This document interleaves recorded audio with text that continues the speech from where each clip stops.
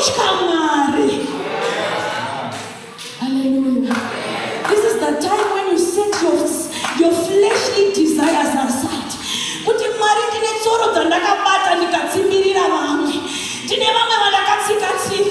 But Bible rinoverenga rinoti havana basa nezvavakaita.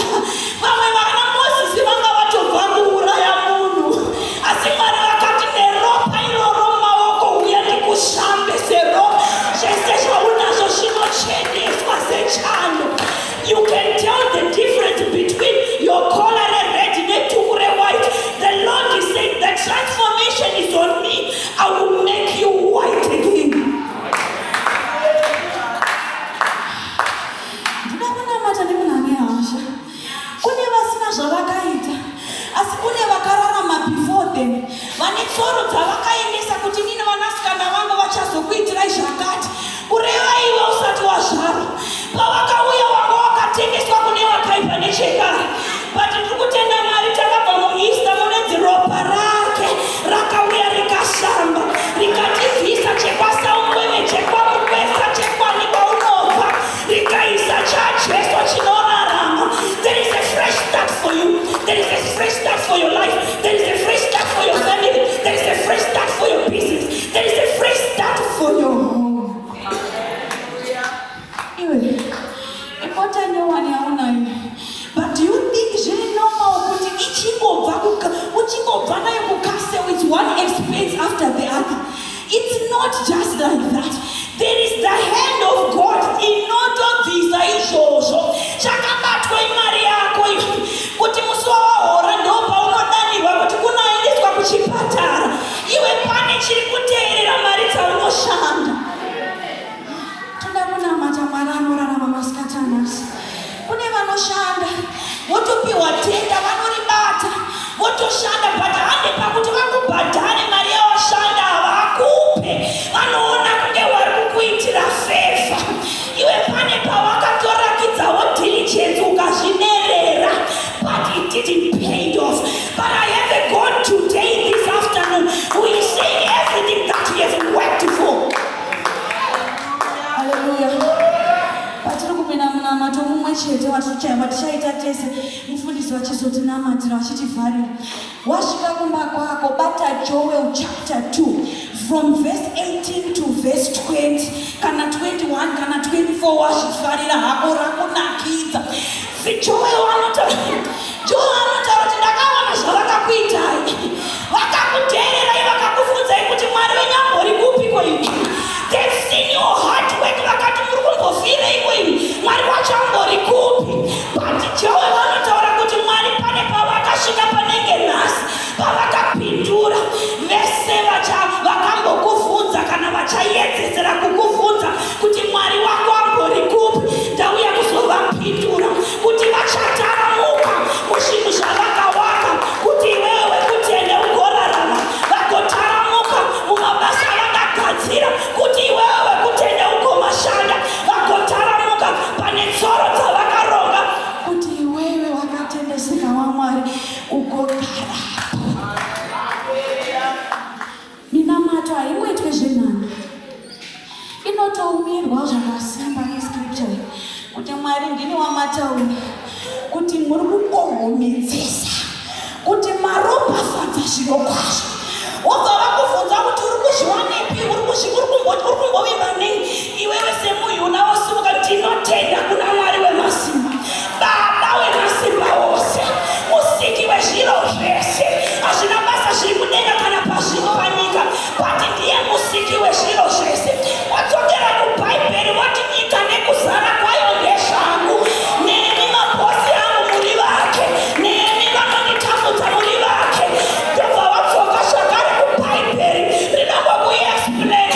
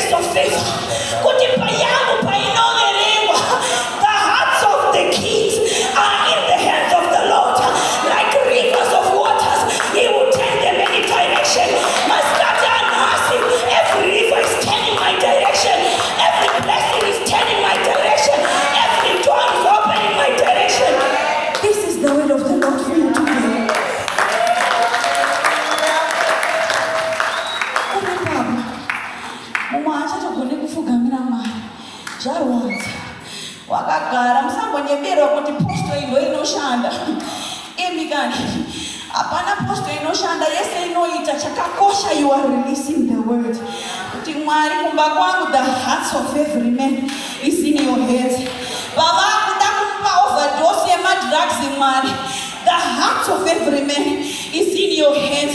Baba kuda kudzima zita rako mupukure zvine izvi zvingoriwa zvemusangano zviri ordinary. The heart of every man is in your hands.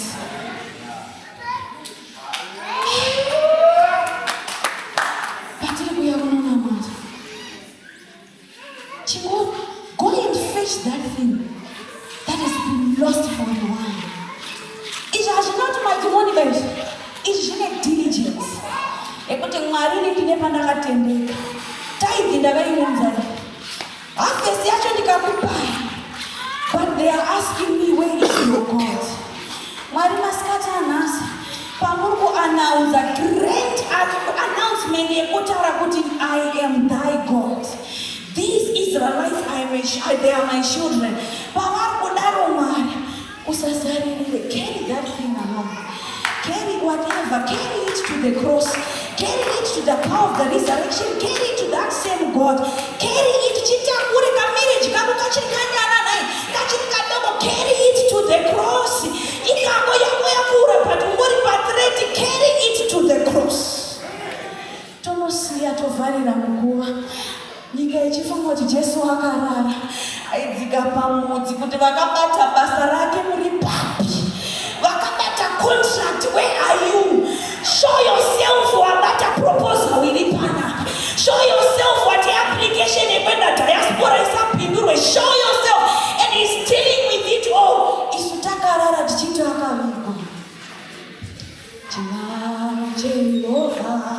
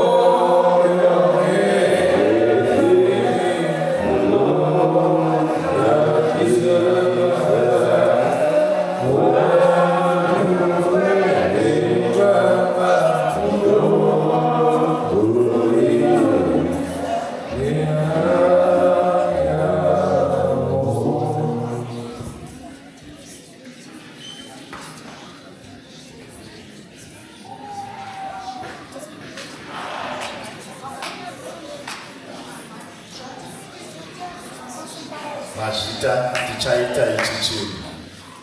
You just raise up your hand as we come before God.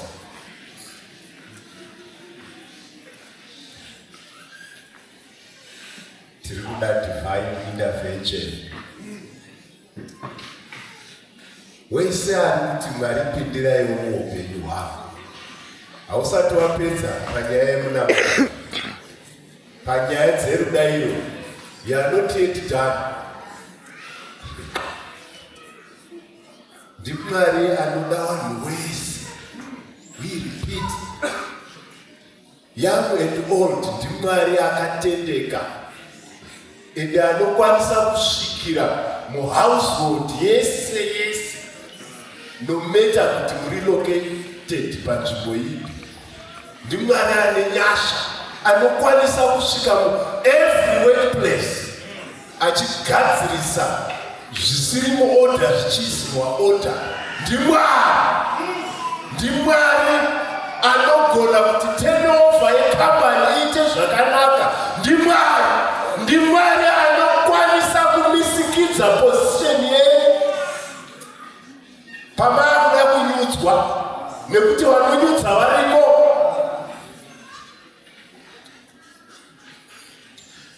Mwari anogona kuunza order mumavhenzi ropa risingachaflow zvakanaka. He is God Almighty. Wanesuro nhasi nevamwana. He doesn't change. Toda kunamata.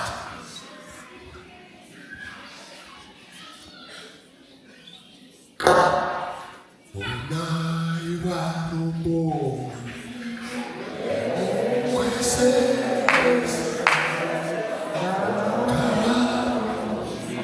tumeswe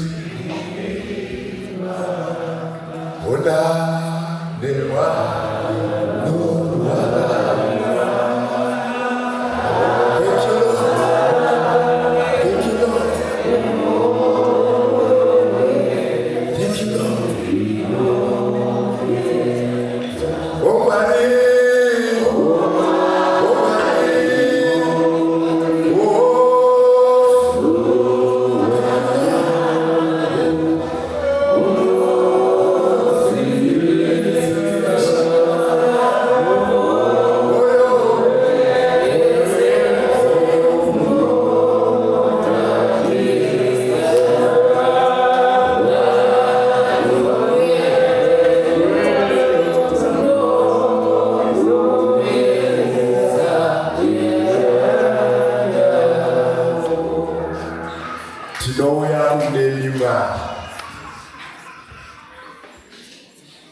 Tinofara kwazvo matumira nharirire yamatakudza pfungwa dzenyu.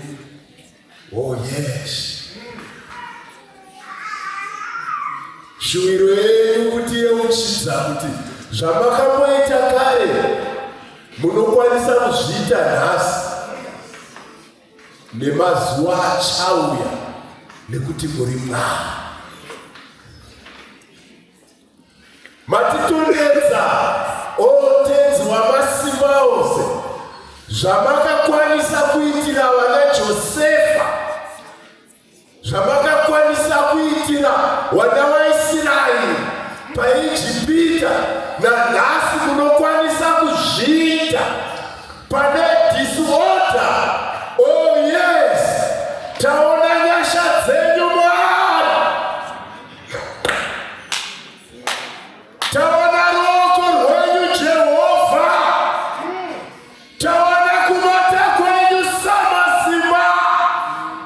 Taona tsitsi dzenyu mwakauna Mwari. Taipemberera ruoko rwenyu Mwari. Nanhasi muri mupenyu. Hamusiri kuwerengerwa kudivi rewakafa. Ndimi Jesu weruoko rwedu. Muzita raJesu Oh yes, muzita la Yesu. Muzita la Yesu. Muzita la Yesu. Muzita la Yesu akafaka muka. Tangaipata na upendo wenu mwari.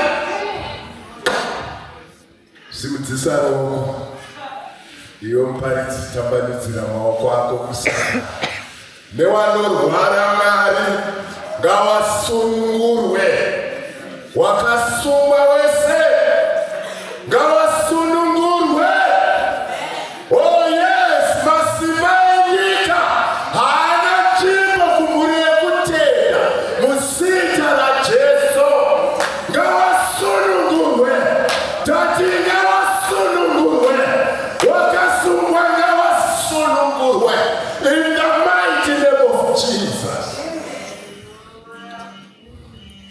Muri mwari hamunyadzise mune simba rekupukuta misodzi iri kuchururuka siku nesikati muzita la Yesu. Oh yes, muzita la Yesu. Muzita la Yesu. Chiwa Jehova wedu famba panzira dzenu muzita la Yesu.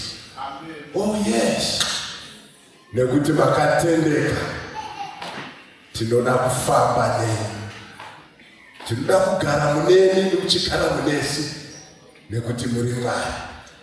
Oh tenzi wedu asimba ose muzita la Yesu. Muzita la Yesu toda kutenda.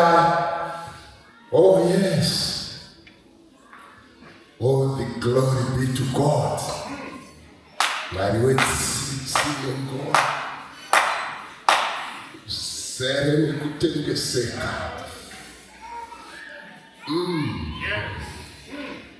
Namusaka mbosikwa usununguriwa wakasungwa.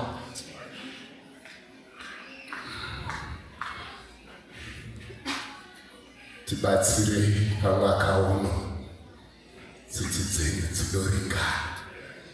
Thank you Lord. Mazvita nemudziyo wamatipa muchamufambisa zvakanaka kudzoka kwaabva. Muchamushandisa pamunofara napo. Hatidi zvimwe kunze kwezita renyu Mwari. In the mighty name of Jesus. Hatidi zvimwe kunze kwezita renyu. Shoko renyu ngarirarame pakati penyu. Oh yes, nyika isunungurwe. Chechi ngaisunungurwe. Muzita la Yesu. Ngarifanze vhangeri. Zita la Baba, rimwana komana Jesu. Nimeomera. Amen.